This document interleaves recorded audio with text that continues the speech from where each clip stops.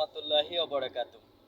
প্রিয় পেশাদার ভাইদের দৃষ্টি আকর্ষণ, অবজ্ঞা অবহেলিত একজন পেশাদার ড্রাইভার আমরা। তো আসলে আমরা যারা ড্রাইভার প্রাইভেট চাকরি করি, আসলে আমাদের মিষ্টি কথা বলে চাকরিতে জয়েন করা হয়, কিন্তু অবশেষে আমরা অবহেলিতভাবে জীবনযাপন করি। আমাদের আসলে অভিভাবক নেই। আমি একজন অভিভাবক চেয়েছিলাম, তো চাওয়ার পরে অনেকজনে অনেক দাবি নিয়ে আসলে ফেসবুকে পোস্ট করেছিল, আমিও তেমনি করে করেছিলাম। কিছু জিনিস আমি সমর্থন করি নাই, আবার সমর্থন কয়েকজনেরটা করেছি যেগুলো যৌক্তিক ছিল সেগুলা। অবশেষে দেখলাম আমাদের আর কুল কিনারা নাই, কেননা সবাই সবার দাবি নিয়ে আসলে সবার দাবি পূরণ হয়। তো আমরাও যারা পেশাদার ড্রাইভার তারাও দাবি নিয়ে আসছিলাম ফেসবুকে শুধু, এবং আমাদের একটা পেজ যেহেতু আছে ড্রাইভারদের, তাই আমি এই পেজে আসছিলাম। তো আমার খুবই ভালো লাগে আসলে এই পেজটা থাকার জন্য। আমি খুবই গর্ব ফিল করি যে আসলে নিজে একজন পেশাদার ড্রাইভার।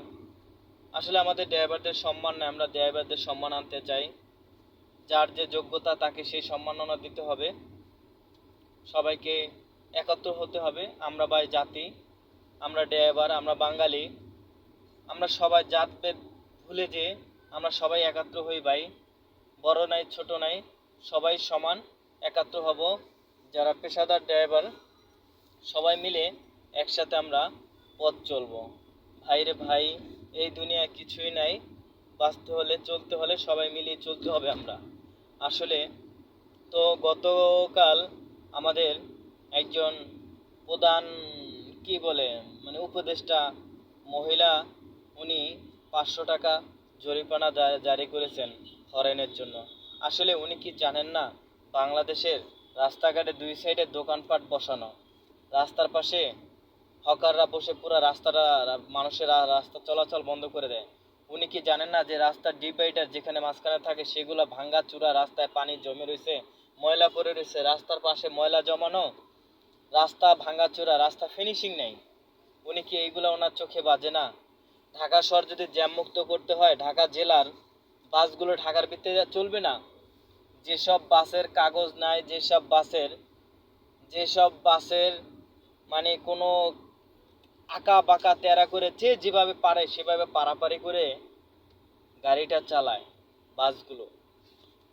এবং ডিস্ট্রিক্টের যে বাসগুলো, সে বাসগুলো আমরা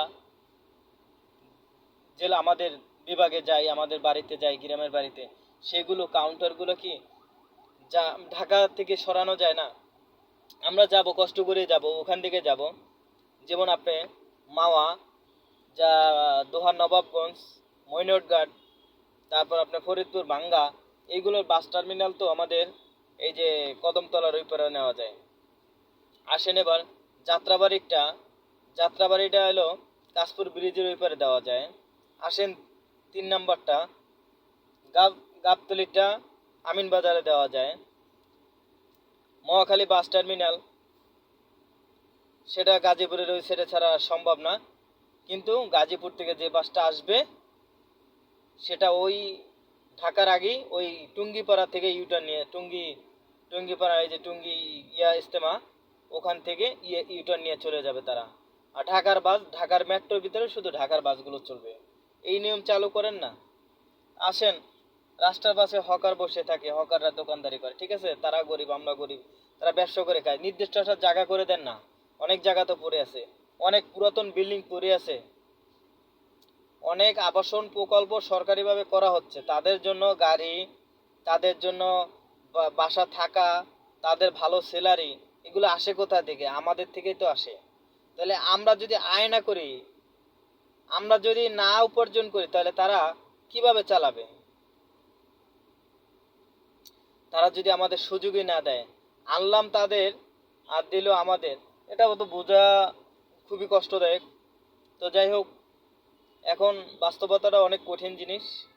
রহমতের বৃষ্টি গতকাল আসছে, আলহামদুলিল্লাহ, ভালো মানুষটাও আসছেন। তো অপেক্ষা করতেছি, দেখি সামনের দিনগুলো আমরা অবশ্যই এর একটা মিষ্টি ফল পাবো। আপনারা সবাই আমার কথা বুঝতে পারছেন। তো সবাই আসলে ভালো থাকবেন, আমার জন্য দোয়া করবেন, আমার পরিবারের জন্য দোয়া করবেন।